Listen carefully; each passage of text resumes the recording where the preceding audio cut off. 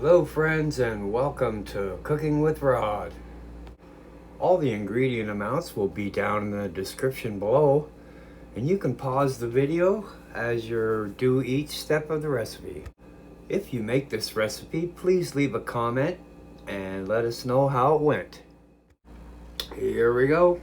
Today we're making homemade apple fritters. These are light, crispy, and packed with fully cooked apples.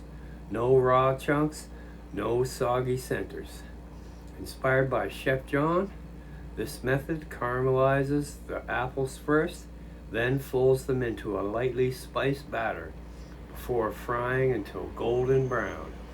Perfect for breakfast, brunch, dessert. These fritters come together quickly and taste better than the bakery version. First, we're going to dice up 2 large Granny Smith's apples, peeled and cored to a 1/4-inch dice. Then we're going to melt the butter in a skillet over medium-high heat until golden brown. Then we're going to add the diced apples and cook those for 3 or 4 minutes until they just begin to soften. Then we're going to add 1 tablespoon of sugar and cook for about 2 minutes more. We're going to transfer the apples to a strainer and let them cool completely. Then in a bowl we're going to add 1 1/4 cups of all-purpose flour. That's about 150 grams. Then we're going to add our baking powder, salt, cinnamon, ginger, and nutmeg to the flour mixture. Then we're going to whisk that up and set aside until needed.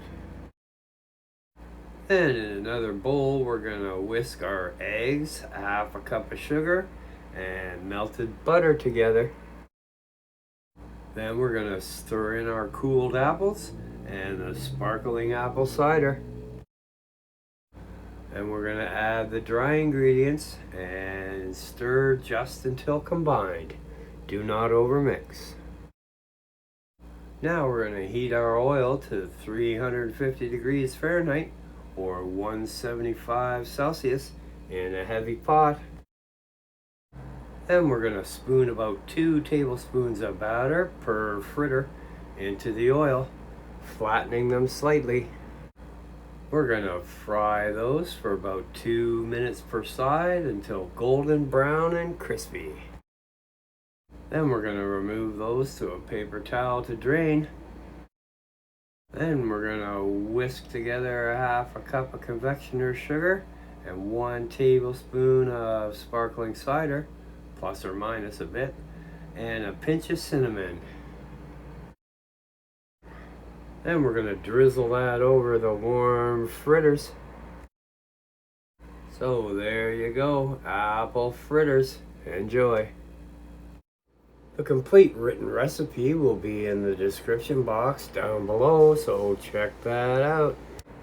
If you like my content, I'll put a couple of videos that you can watch until my next upload. So thanks for watching. Don't forget to like, subscribe, ring the bell, and share with your friends. We'll see you next time.